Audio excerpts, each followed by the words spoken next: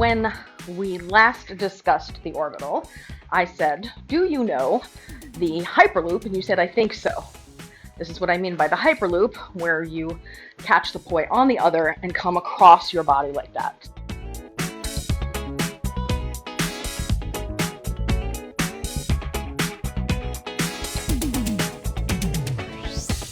So that's the side left to right.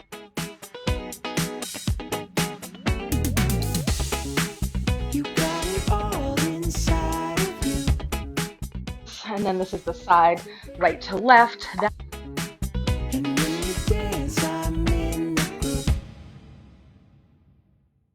is from overhand. You can enter the orbital from either the left side or the right side. I'm sure there's other ways to enter it actually. You can do it from overhand or underhand.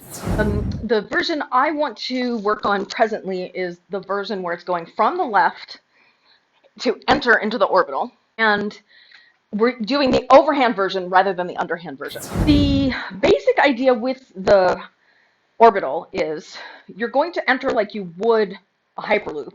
And then once you enter, what's actually happening is you are doing this with your poi, right? So you're trying to create a right angle. You pull, you tug, but you want to tug on the upside of your swivel so that the poi leash will rotate. So you need to be grabbing above the swivel once you do the initial part of the tangle.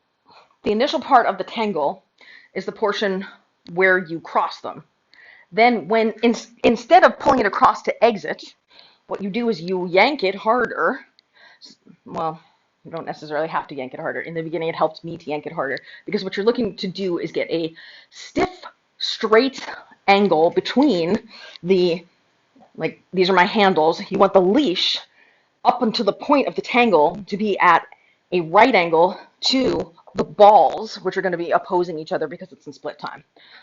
So if I were to attempt it, once the tangle hits, I pull it to the center, and then I yank the two poi opposing each other with equal and opposite force, trying to form a straight line between them that is exactly perpendicular to the vertical line of the two rotating poi heads.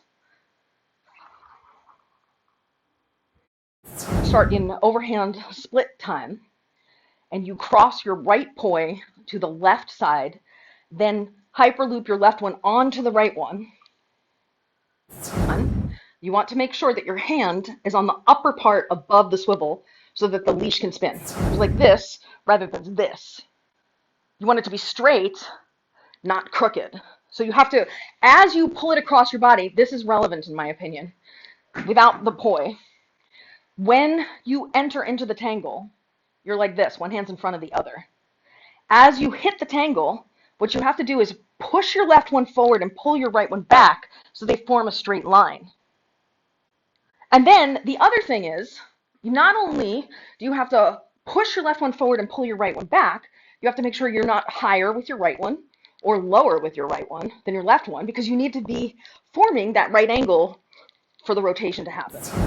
The next thing is, unlike the Hyperloop, where the intention is to do the rotation and then exit, which is what, because you are coming from a Hyperloop, you're using your old pattern of, oh, I'm just going to continue across. That's not what you do with the orbital. With the orbital, you lock the hands in place and you pull. And then you can even pump it like that in theory, where you release, pump, release, pump. Can you do me a favor and do this? Can you spin your head? Does it actually spin? And is that true for both of them? But just because you have a swivel doesn't mean the swivel is high enough quality to actually support the movement.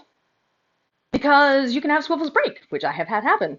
One way to look at it is you're bringing it up too high relative to the other arm. It doesn't matter how high you bring it. It just matters that both arms are forming a straight line that is perpendicular to the line of the poi balls. So your right arm is raising higher than your left. Lift your left arm up more or lower your right arm, or it doesn't matter if it's high or low. What matters is that they match each other. So lowering it down if that works, raising it up if that works. Right? I mean, in theory, I should be able to do this down here, and you should be able to do it up here as well. It's about the height relative to each other. Because you're coming across your body, it looks, I can't 100% tell from this angle, it looks like what's happening is you're getting into it, your right arm's a little higher, but it's also either a little in front or a little behind the other one, so it's not quite a straight line. Remember, you need a perpendicular line to the balls. Pulling, you're listing to the right. You're pulling harder to the right. So try center of your body, a harder pull so that you have a more taut line. At the point of the tangle, you want to pull hard, make it a nice tight line, and you're trying to get tension against your swivel so that you can have a clean, tight line for it to rotate around. Because we're not trying to do lazy looping. We're trying to do like a crisp orbital. I guess the way I'd put this is you need to commit rather than adjust. Because what's happening is you're going in and you're not quite pulling hard enough, and so you're not getting enough momentum on the balls to keep the balls up. Okay, so you kind of got to yank your chain a little harder to keep the balls up. Commit to it, and then you can subtly adjust. The energy of the Hyperloop is more relaxed, I would say, in that there's less stiffness to the move. It's more flowy, right? When I'm doing my Hyperloop, there's a little bit more flow to it. Whereas when I'm doing the orbital, part of it is about having a stiff posture, and you're not getting into a stiff posture. There's no point where you're really like tight. So imagine you're like I don't know if you've ever seen ballroom dancing, but do you know how they have this like really stiff posture that they hold? Try this, where it's on your front plane in clockwise. The left hooks the right, then you turn 90 degrees as you pull. At the point of impact, be strict with your poi. Yank them into place. So I want more force applied at the point where the tangle happens, because you're still doing this thing where you have like a lazy line. It's drooping across.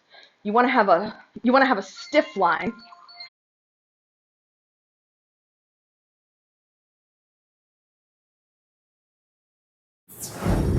This is one of those things, in my opinion, that's like, well, how many tangles going across your body do you really need to know?